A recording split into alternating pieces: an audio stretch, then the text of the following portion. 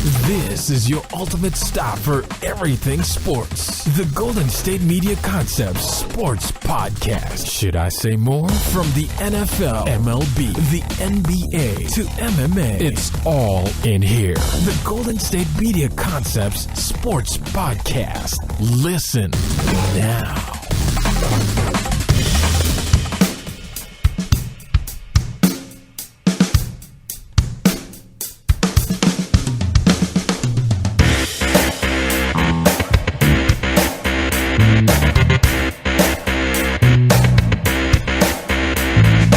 Thank you for tuning into the Golden State Media Concept Sports Podcast, where we talk the latest and greatest news in the world of sports. As always, I'm Alex. And I'm Anthony. And today we're talking football and basketball and football. We got 3 games to talk about in the world of football. Excuse me, 1 pro and 2 college. And then we're going to talk in between those. We're going to talk some NBA basketball, and a certain all-time great for one team now plays for another team, and he is returning home to the said team from before. It's gonna be nice. I think it'll be not a booing occasion. No, I think they'll welcome him back probably. Yeah, but we'll talk about that after our first break. To start the show, we are going to preview tonight's Thursday night football matchup in the AFC North between the Cleveland Browns, still winless, and the 4-4, and now after defeating the Steelers on Sunday, the lone tiebreaker at the top of the AFC North after winning that one. Same record, but they hold the tiebreaker for that. This game, I will keep a close eye on because I am a fan of an AFC North team. Right. I know not many people probably will. I also will take a nice look at Cody Kessler because I think Cody Kessler is not that bad on the year so far. 1,150 in terms of user yardage, 5 touchdowns to only 1 interception. It's not playing bad. Isaiah Crowell is their leading rusher at 528 and 5. Terrence West, leading rusher for the Ravens, and there is 445 and 3. He started off pretty hot and slowed down since. Terrell Pryor Sr., he is playing again. He's kind of been up and down the last couple weeks, but he is their leading receiver. And Mike Wallace is the leading receiver for the Ravens. What do you think about this game? I mean, most people would assume that the Ravens are going to win. I would love if the Ravens lost. Okay. I would be a big fan of that. What do you see happening tonight? I mean, I want the Browns to lose because at this point, it's no fun if they win because you might as well keep losing. You know, you going 2-14 does nothing for us, does nothing for our happiness, does nothing for our laughter. You know, at this point, going 1-15 is just like, okay, 1-15, congratulations. But 0-16 is historic. Now you're not the only one to do it. Detroit did it back in 2008 or 9 2008. Yeah, 2008 then. And you might as well go with it. You know, the team is, Terrell Pryor is your best wide receiver, and he's not even a wide receiver, until this year. He is. He is this year. He's on pace for 1,000 yards. So, yes, this year he is. But up until this year, Terrell Pryor was basically a failed quarterback that was trying to basically stay in the league, and now it looks like be a receiver for the rest of his career. Cody Kessler is the 3rd or 4th quarterback they've had? 5th. Basically. They started with Robert Griffin III. They did. He got hurt, and then Josh McCown came in. He got hurt, and then Whitehurst played a little bit. He got hurt. Cody Kessler started. He got hurt at one point, and then McCown started again. They had somebody else, I think, maybe mixed in there, like Hogan or something like that. Yes, Kevin Hogan. Yeah, Kevin Hogan. But, the person I feel the worst for is Hugh Jackson. I feel really bad. I feel bad for Kessler, too, because he's showing promise, but, man, is he standing behind a time bomb of an offensive line so far this year. But at least with Cody Kessler, dude's 23 years old. He's going to probably get more opportunities in the NFL. If he, if one would hope so, if he doesn't get killed back there. Yeah, the David Carr situation, right? It could be that. But assuming he's not just – assuming his confidence isn't wrecked, right? He's going to get some kind of offers from another NFL team, as a backup or whatever. They trust him enough to be a competent quarterback. Hugh Jackson, he'll get defensive coordinator jobs or whatever, offensive coordinator. Offensive coordinator jobs. He'll get those things. But if you're 0-16, that's it for head coaching. He went 8-8 with the Raiders and just gone. He didn't get an opportunity after that. He had to be an assistant for a while. Now you finally got the opportunity with Cleveland. And, if he, survives this year and they struggle again next year, which they probably will struggle because they're basically going the Philadelphia route of just like tanking without, officially tanking. Like, that's got to feel really bad for him. But as far as this game goes with Baltimore, when Baltimore's 4-4, they only won the game against Pittsburgh. Before that, they had lost 4 straight games. Before that, Joe Flacco, he's, on pace for 4,000 yards passing, which is nice. Mike Wallace is going to get 1,000 yards. Steve Smith is in his last season. He's basically just he wants to fight dudes. I mean, he's always wanted to fight dudes. He's always wanted to fight dudes. That's his thing. Like, he, broke a teammate's eye socket, I think, at one point, orbital bone, when he was in Carolina. Yeah, something like that. Yeah, he's someone you don't want to mess with. He's probably that's different. It's not that somebody wants to doesn't or does want to mess with him. He's just like he takes it too serious sometimes. Well, he yells at whoever. Like, he yelled at Jalen Ramsey because he yells Jalen at Ramsey anybody who wants to tackle him. Yes. Like, it's football. That is the goal of every play, is for there to be a tackle at the end of it. Yeah. For the defense. Right. But he apparently get over it. But he takes offense apparently to some people. He took offense to, like I said, Jalen Ramsey. He took offense to your boy Mike Mitchell. Okay, yeah, he's like Mitchell because Mitchell's a talker. I don't necessarily like that much either. But like with Artie Burns, he was covering him, and Artie tackled him and had to get him down on the ground because we all know that Smith is, he's hard to get down sometimes. Mm-hmm. And like he got up and like held his hand down on Artie's chest and like got himself all the way up and stuff, and then like pushed him and stuff, like stuff like that. Like, get over yourself, man. No, well, speaking of Mike Mitchell, like, because he yelled at Mike Mitchell, my favorite thing ever with Mike Mitchell is back when he got drafted for the Raiders in, I don't remember the year, 2010, something like that, 2009. 7 or 8. 7, 8, yeah, something around that time. When they go to the combine and everything else like that, they show the workout. They show him in college, if you went to Stanford or Ohio State or wherever you went, right, they have these, like, highlights. Mm-hmm. And he went to Ohio, University of Ohio. Miami of Ohio? I think Miami of Ohio. Just like Big Ben. And he isn't somebody who was well known. So his footage, they're like, oh, let's go to his tape. Let's see what he did. It's like grainy, like super grainy. Like, we don't even know what is happening right now. And even I think Todd McShay and Mel Kiper were just like, I don't have him on my board. Like, they were totally convinced, like totally flabbergasted about what was actually happening. But I mean, this game in 2009 he's drafted. 2009, yeah. So he's just, the whole team with the Ravens, they're just an average team. That whole division, it's 4-4, 4-4, 3-4. A lot of teams playing under their potential. Right. Because look at the Steelers, and when they're all healthy, yeah. Steelers you can at least rationalize because of Roethlisberger being hurt for a little bit. Exactly. You look at the offense at times of the Ravens, and they've played well, and their defense isn't playing as well. Right. You look at the Bengals, who were one of the best teams in football last year, and not much turnover has really happened yet. So you look at all these different things. So, yeah, definitely it seems like they're playing under their potential. Yeah. And with the Ravens, you have this game with the Browns. You got the Cowboys, Bengals, Dolphins, Patriots. I mean, they're probably going to be an 8-8 team at best. You have the teams you can win, some games you can lose. Doesn't look like it's kind of a easy thing going forward. Then you look at someone like the Pittsburgh Steelers. You got the Colts, the Giants, the Bills, and the Browns at the end of the season. Like, you have some games where it looks like at least the Steelers can kind of I'm not holding my breath as a Steeler fan super long for this game this Sunday. I know it's going to be a tough one with the way that Cowboy team is playing. Right. But yeah, I am. I'm hoping for a strong finish. I'm hoping for a better finish than I saw something we're sitting at right now. Well, I saw something with Big Ben, which basically is like, obviously the man's kind of like a robot. It's like, oh, he's out for a month, he comes back in 2 weeks, kind of thing, right? Yeah. But when he comes back, the team isn't the same because of basically, 6. yeah, because they. But that's usually the first couple games. Like, he usually gets it together again. Yeah, because obviously, like, your body's not right, and you're trying to push through it, and you're not able to run around. You're not able to be, Big Ben. So this game, literally the first play on Sunday, dude rolled out. So I don't think it was an issue with that so much. And I mean, he's literally only ever finished, I think, 4 of his seasons in the NFL. So if in a sense, he's always coming back from injury. So, right. And they've always been successful, at least in terms of wins. So it's usually just that first game in which people really talk about him kind of struggling.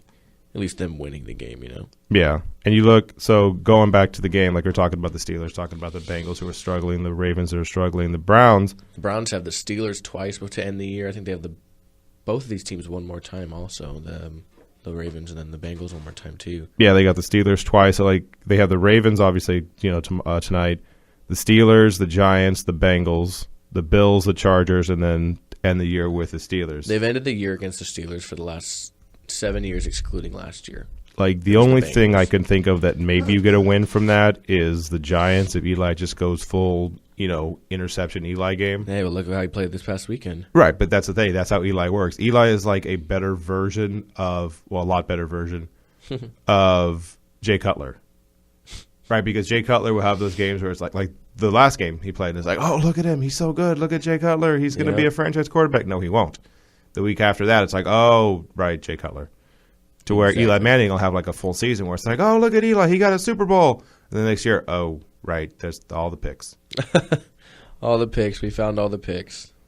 It's like he had 1 year where it's like, 7 interceptions. That's fantastic. A year after that, 20. It's like 27. It's like, oh, okay, so this is just like a balancing act. Okay. Yeah, Eli, he's gonna be one of the trickier guys when it comes down to the end of his career. He's gonna make it to the Hall of Fame, and no one's gonna understand why. Because of 2 Super Bowls. Because of 2 Super Bowls, and there's like a Ken Stapler. There's like a precedent of like you can win 2 Super Bowls and not be in the Hall of Fame, but he's a Manning, which is basically the football equivalent of the Kennedys. Excuse me. All right, so who do you have winning this game? Baltimore. Yeah, me too.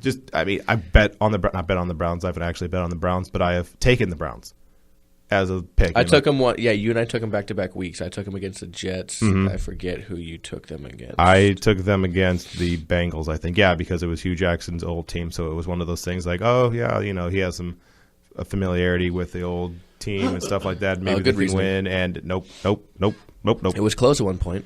I mean, sure. Yes. They had a chance to win it at one point. They were up, 20-7 at halftime against the Jets, and then the rest of the game. I know, but see, my guess was closer than yours because that was the guess I made in that game. I would love for the Browns to win. I'd be stoked. Right. So, fingers crossed. If I had to pick, at the end of the day, I hope it's a tie. You know what I mean? Oh, my God. But actually, you know what? That would probably be the best for the Browns. Like, you don't even get to have, the 0-16. You get 0-15-1. That's probably better, honestly. That would be historic. That would be the Browns. It's like you can't even do 0-16, right? You got to mess it up. That would be hard to get ever again. Yeah. But, no, yeah, Plus, that's probably what the NFL deserves for Thursday night. It's like, all right, you're going to keep giving us these bad games? Tie. Last Thursday night was a good game. Yeah, that's fine. There's not some bad ones. They get one. Everybody gets a couple. Well, anyways, I don't if they could both lose, that'd be great. You know what I mean? In that sense, I don't care. But I think I'd rather the Browns win, make them 1-9, make them 1-9 and 1-5 on the road. I like it. But we'll have to see. Of course, you guys will be back tomorrow to recap this game and react and all that. Keep in mind, there's only one person out for the Browns yet. Crockett Gilmore out, Elvis Dumerville out, starting kind of slot, kind of sometimes starting corner. Cerise Wright out. Starting guard Marshall Yondu came back last week, is doubtful, and one of your running backs is questionable as well. So lots of injuries over there in Baltimore as well. All right, we're going to take our first break, and we're going to come back, and we're going to talk some NBA in just a minute here at the Golden State Media Concepts Sports Podcast. Tired of searching the vast jungle of podcasts? Now listen close and hear this out. There's a podcast network that covers just about everything that you've been searching. The Golden State Media Concepts Podcast Network is here. Nothing less than a podcast bliss with endless hours of podcast coverage. From news, sports, music, fashion, cooking, entertainment, fantasy, football, and so much more. So stop lurking around and go straight out to the Golden State Media Concepts Podcast Network. Guaranteed to fill that podcast itch. Whatever it may be. Visit us at www.gsmcpodcast.com. Follow us on Facebook and Twitter, and download us on iTunes, SoundCloud, and Google Play.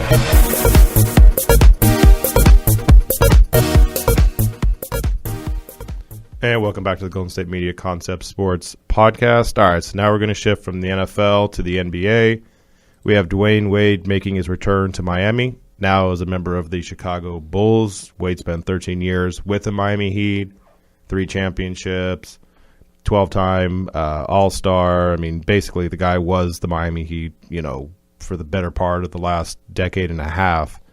All-rookie team, finals MVP in that 2006 team. Then it was him and Shaq. Pretty much the reason, or one of the main reasons, why LeBron James actually went to Miami in 2010, 2011. probably the best player in the history of the Miami Heat, more than Alonzo Mourning. I mean, it's kind of that weird thing with him and LeBron. Like, LeBron was the best player ever to play for the Miami Heat. Yeah. But Wade was like the best member of the Heat. He was like the son. Like, he's going to go down as the best Heat player of all time. Like, LeBron might go down as one of the best players of all time. But he was like only a portion of it. Like, it's like a rented player kind of thing. Yeah, and as you talked about Mourning too, you're talking about Wade and his points all time, his career. Obviously, he's only ever been with Miami up until this year. Right. The next closest person behind him is Mourning, who is, I think, Wade is in 20,000 digits or something like that, and Mourning ended with 9,000. Right, and so just the difference in the next, no offense to Mourning or anything, but the next greatest member of the Heat after that came nowhere close to the kind of numbers that Wade put up. And with Mourning, like, he spent his first part of his career with Charlotte, and then he went to New Jersey for a little bit and stuff like that, so he kind of bounced around a little bit. But yeah, he's mostly known for being in Miami, and now you get Dwayne Wade coming back. It's one of those emotional things of, I mean, outside of Paul Pierce, when he came back to Boston, like, I'm trying to think of someone who, like, was that much of a beloved, like, player who left, and now is coming back. Like, LeBron? No, but even with LeBron, like, he was that guy, but it wasn't, like, as long, and his breakup was, like, super messy. Like, Wade's was kind of messy, but it wasn't to the level of LeBron. It wasn't necessarily messy. They didn't want to re-sign him. Yeah, I mean, it was basically, like, he wanted more money.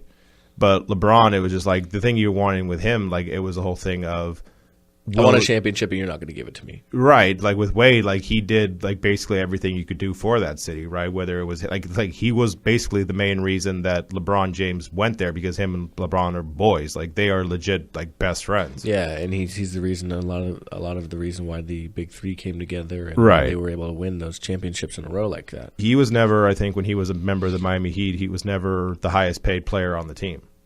It was either Bosh or LeBron or Haslam at one point. Like, there was never, or Shaq maybe. Like, it was never something where Wade was the number one guy, because when it was the Big Three, he took a sacrifice financially. Yeah. Like, there was a lot of stuff that came with that. Like, they kept Udonis Haslam because Wade basically told him, like, no, you need this guy for defense and basically team locker room stuff. But, this game now, when he's coming back, like, he had some statements recently basically saying, because basically Pat Riley, even though he is, like, the Don and, like, one of the most respected coaches, GMs, players of all time, he basically is known as a guy that's basically super cutthroat. Like, if you don't go with him, he's really cold about that, and he's just like, okay, that's fine, you can go, and doesn't care. Because you have LeBron, who's basically mad at Pat Riley. Chris Bosh is mad at the Miami Heat organization as a whole, because basically he still wants to play, even though there's a lot of medical hang-ups with that.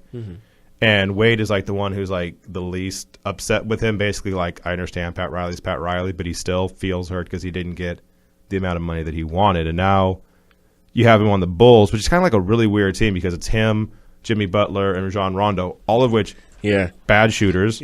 Not bad shooters. I mean, they're not, like, Dwayne's great. Dwayne, obviously, he's not a bad. Dwayne's mid-range is fantastic, but once you get him behind the three-point line, like, that's not his game. No, but his whole career, like, his entirety of his career, he's a 28, basically 29% three-point shooter. I would say probably Butler's the best three-point shooter out of the three. Right. You have Wade, who plays really good on the perimeter, and then you have Rondo, who's a great ball handler, and he can take it to the glass. So. Somehow this year, Wade is shooting 43% from the three-point line, and that's because he's playing at home, man. It's because he's in Chicago. It's like he's playing in the background pickups, I guess. Like, he never. Like, his whole time in Miami, he never shot higher than 30.6%, and now he's shooting 40%. Well, I mean, look how long he played there. It's probably the amount of threes taken. That's what's going to do it. Right. I mean, I'll probably take a look at this game. As you know, I'm a Kings fan, and they're playing the Lakers tonight, and it's also on TNT, so I know I'll watch that. But kind of surprised they got a TNT game. It's because it's Kings Lakers, and then probably the new arena. And I guess the Lakers are playing a little better this year, but they get like maybe one a year every once in a while. Lakers get a lot. The Kings get one every now and then. The Lakers. That's what I mean. The Kings will get like one a year, maybe. Right, and the baby Lakers, like they're the baby Lakers. I mean, it's like it's young, a team that's like super young, and like probably now that Kobe's not hovering around the organization anymore. It's a little bit better for them to like breathe. I think D'Angelo Russell was basically just like, yeah, it's a lot more fun basically not having him just like, oh, we're going to play now? Okay, I get 30 shots. Yeah, well, I mean, he wasn't like that every game, but I mean, there are some games where they straight held him out that I was kind of thankful for. But I mean, there was a game that I went to I went to both of the last home games against the Lakers, the Kings home games last year and the year before that. So 2014 and then 2015. And like Kobe started the game in 2014 like 0 for 10. Oh yeah. 3 turnovers, and then he got hurt. And like Kings fans, I mean, not to cheer an injury, but they're like, you suck. Like 0 for 10, and he had like 3 turnovers. And then last year he started super slow, and he kind of ended up getting like 20, but he started super, super slow. So sometimes he was like that. Sometimes they would straight bench him, and I loved that. I mean, even that game, his final game where he scored 60, he was like 0 for 5 or something like that to start the game, and then he and it was like fire. 60 on 50 shots or something. Yeah, so it was some. Obviously, it was time to move on. But I mean, I'm not going to preview this game in terms of like who I think is going to win. I think it's going to be a good game. I think he'll get welcomed back warmly. He never, like you said, he never had a bad outing there. And I think the fans gave that area a lot. And the fans, I think, in Miami basically understand, like, okay, you wanted to go play at home, you wanted to get a little bit more money, it's fine. Like, and he didn't like rip the organization like, oh, they're terrible, I hate them, they're the worst. Yeah. It was basically just like, I wanted to do this. It's time to go. It was just time kind of thing.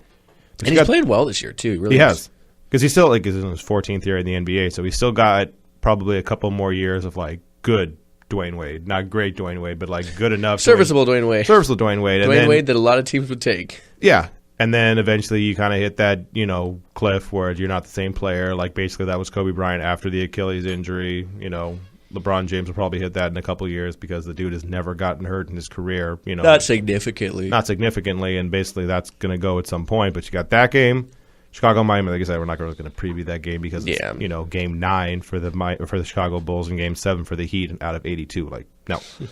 But you got that game. Like I said, you got the Lakers at Sacramento on TNT, both those games. Then you also have the New Orleans Pelicans trying to get their first win against the Milwaukee Bucks.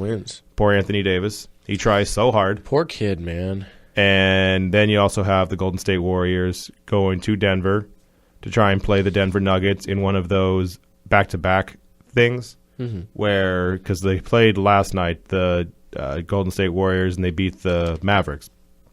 But now you get the back-to-back, and there's always historically in the NBA, those back-to-backs in the NBA when you go they're brutal. The second night of back-to-back in Denver in altitude, that always goes poorly. So they, not to say anything Vegas-wise, but, whatever the spread is, take the under probably. Maybe that helps you out. But, you get a team like Golden State, which now seems to kind of be figuring it out. You got Steph Curry the other night hitting 13 threes, which is a league record.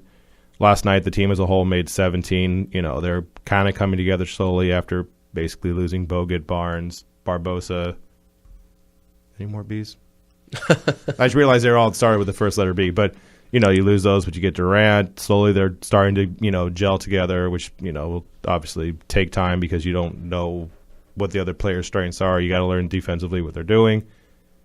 But those are the games we have tonight. Yeah, not many games, but some good games. Yeah, you get the TNT back-to-back game, so it'll be fun with Wade and everything else like that. For us here locally, it'll be fun with the Kings and Lakers. The Warriors, you get something to look forward to, see if Steph or Durant can go off. And then the other one, just Anthony Davis just keeps scoring 35, and hopefully you get traded to like a good team. Let's go to the Lakers, go to Miami, go to the Knicks, go somewhere that'll be exciting. Or the Kings, I don't care. Or that's fine.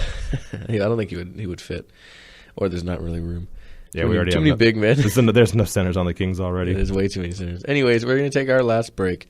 Come back. We're going to talk a couple college football games real quick to end the show, and then we'll get going here. So we'll be right back here at Golden State Media Concepts Sports Podcast. Do you want to be healthier, yet you just don't know what to do? All these shows telling you this and that, but nothing seems to work. Well, listen close. Golden State Media Concepts has got something great for you. The Health and Wellness Podcast dedicated to workout trends, healthy eating habits, diet, and everything about healthy living. Join us in our banters as we help you not just live life to the fullest, but live it to the healthiest.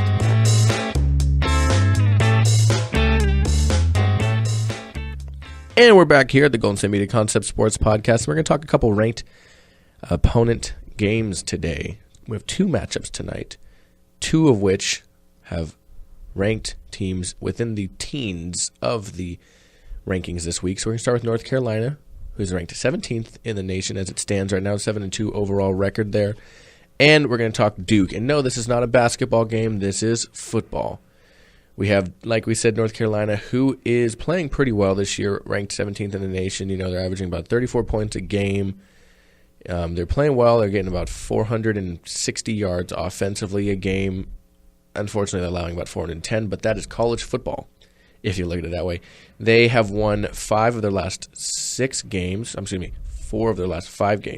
as it stands, dating back to the beginning of October, where they're one of the first teams to defeat FSU this year, and they defeated them in a close one, 37-35.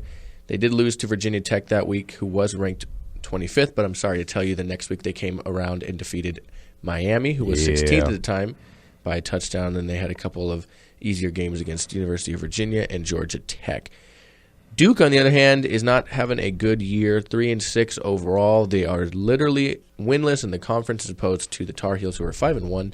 They have lost to Virginia back on the 1st of October. They lost to Army in a close. Actually, I'm sorry, they beat Army in a close one, but then they went on to lose their next 3 against number 7 Louisville at the time. Of course, makes sense. They lost to Georgia Tech, 38-35 in a close one, and another close one to Virginia Tech, 24-21. So they've been in a lot of these games. Unfortunately, they can't bring a lot of them home either.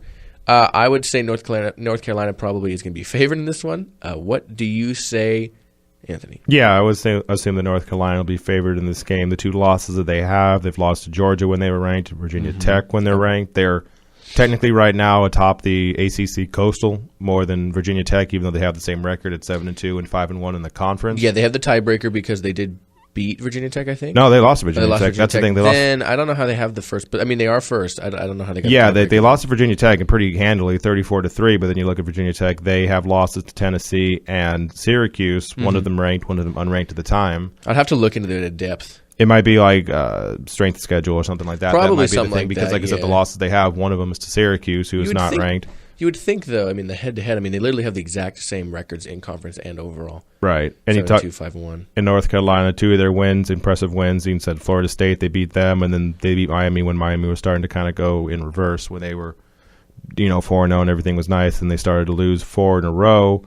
Florida State, it was the second team that Florida State lost to, like they lost to Louisville before that, and they've lost to Clemson since that. Florida State's kind of an up and down team, but for North Carolina, they have a good shot of playing in the ACC championship game against. Yeah, I'd say a better chance than Duke, who is currently the bottom of the barrel in both. If they were playing in either side of the ACC, they would be the bottom, but they are currently sitting at the top. 0-5. Sitting at the bottom of their own at 0-5 and 3-6 total. So bad year. Bad year, and with North Carolina, you get a chance to, if you beat Clemson, then you basically throw a monkey wrench into everything that's happening with the college football playoffs. North Carolina is. They've had a solid year. Mitch Trubisky, 2,707 yards for the season. He's done pretty well for them. He's led the team, as well as you can basically hope, 19 touchdowns and 2 interceptions, basically able to have them stay in the games. They've, their offense is pretty good. Like you said, they've, had games where they scored 56, 37, 37, 35, 48, Put up points. Yeah, they've been able to put up points kind of California style. That's not their problem. And now you got Duke. And then after this, you have the Citadel. Which, they're 9-0. Congratulations to the Citadel. They're also the Citadel. Yeah, it's a Citadel. And then you end the season with NC State. A nice little in-state rivalry with that. And then probably Clemson, assuming Clemson stays undefeated and they don't, assuming. But, you have this matchup. You said North Carolina Duke, the whole, basketball matchup, which college basketball is starting up pretty soon. But it looks like North Carolina, if, you had to bet, they probably would be the team to win. Like you said, they've won 3 or 4 of their last 5. They've actually won 7 of their last 8. They lost the first game of the season, like I said, to Georgia. But they're looking like a lot better, like really improved team. And, yeah, I would go with them over Duke. Yeah, Duke is looking for that one upset a year that they kind of get, seemingly. And, Virginia Tech is hoping they do get that to get some separation from the Tar Heels there at the top of their division and hopefully get in an ACC championship game against Clemson, who I'm sure probably would beat either of those teams. Right. But, yeah, I got to go with North Carolina on this one. You can watch it tonight on ESPN, 4:30 Pacific Standard Time, 7:30 Eastern on ESPN. We're going to move to the night game. It's actually a little bit after that. It's on FS1. If any people have that channel, they play a lot of Pac-12 games, and this is a Pac-12 game. We have Utah The Utes are currently 15th in the nation, and they're playing well. Against the Arizona State Sun Devils, who are unfortunately having a little bit less of a good year. Not horribly, on that side, though, 5-4, so a little bit over 500. But as it stands, not great. They have played in their last 5 games. They lost to USC back in the beginning of October. They defeated UCLA, but then again, UCLA is definitely on a down year this year. They lost to Colorado big 40-16. A couple weeks ago, they lost to WSU in a game in which they gave up a lead that they had pretty big at one point late, 37-32, and then they lost to Oregon this week, 54-35. We look at Utah. Utah is coming off their only big loss of the year in the sense of they had a chance to really make some noise in the rankings and in the conference beating Washington, and they were not able to get it done, losing by a touchdown on a late punt return. Back to the beginning of October, they lost to Cal 28-23, and then they went on a 3-game winning streak in which they beat Arizona, Oregon State, and UCLA. Arizona beating them 36-23. Beating Arizona 36-23. A close game against Oregon State, which was a little bit of a surprise, 19-14, and then a just gunslinger day, just all hands on deck, 52-45 day against UCLA. So they did win 3 of their last 5. Unfortunately, they did lose last week, at least not last week, but their last game to Washington. They're looking to turn it around. Still ranked 15. I would like to think they're still going to win this one. Their quarterback is playing pretty well. He's just about 200 yards shy of 2,000 yards on the year, 9 touchdowns to 5 interceptions. Not amazing, but the big point is their running game led by their leading rusher, Williams. They were 758 and 6 for Joe Williams, their senior, seems like he's been with Utah for like 12 years.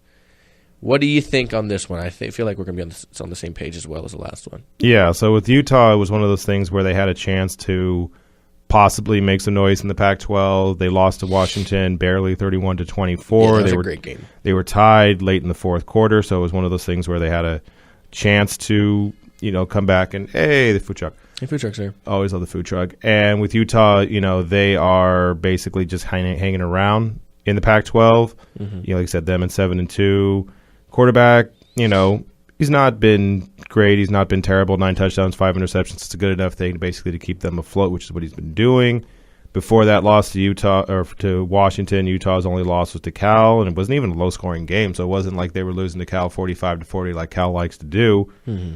But, the one problem with the Pac-12 with other teams is outside of now where you have a handful of the teams ranked, Washington State and USC, Utah, stuff like that, Colorado.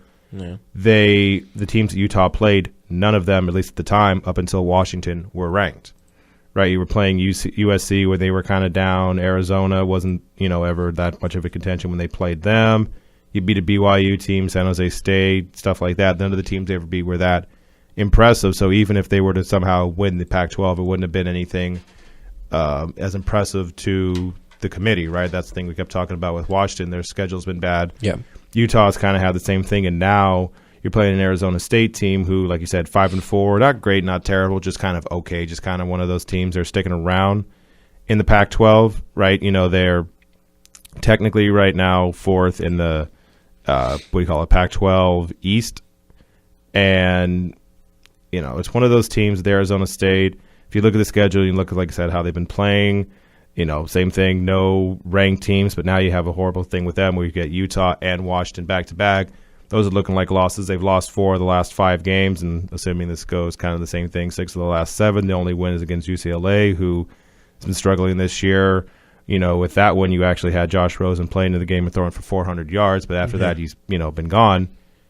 Yeah, I think I'm kind of with you. We'll go with Utah in this game to kind of get the win, even though it's in Arizona State. Arizona, at least at home, is a little bit better of a team, but yeah, I think I'll go with Utah. Yeah, I got to go with Utah on this one, too. And I'm glad that we are not divided. But to end the episode, we would like to say thank you, as always, for listening to the Golden State Media Concept Sports Podcast. Ben will be back tomorrow, as well as Jeremiah joining the team, to talk football, Thursday Night Football, and anything that comes up in between then. But as always, I'd like to thank you for listening. For Ben, I'm Alex. And I'm Anthony. And we will see you guys later. You guys enjoy your rest of your day. I will see you at the end of your weekend, so enjoy your weekend. And Anthony will see you tomorrow. You guys have a good one, and we'll talk to you later. Enjoy your sports. You've been listening to the Golden State Media Concepts Sports Podcast, part of the Golden State Media Concepts Podcast Network. You can find this show and others like it at www.gsmcpodcast.com. Download our podcast on iTunes, Stitcher, SoundCloud, and Google Play. Just type in GSMC to find all the shows from the Golden State Media Concepts Podcast Network. From movies to music, from sports to entertainment, and even weird news. You can also follow us on Twitter and on Facebook. Thank you, and we hope you have enjoyed today's program.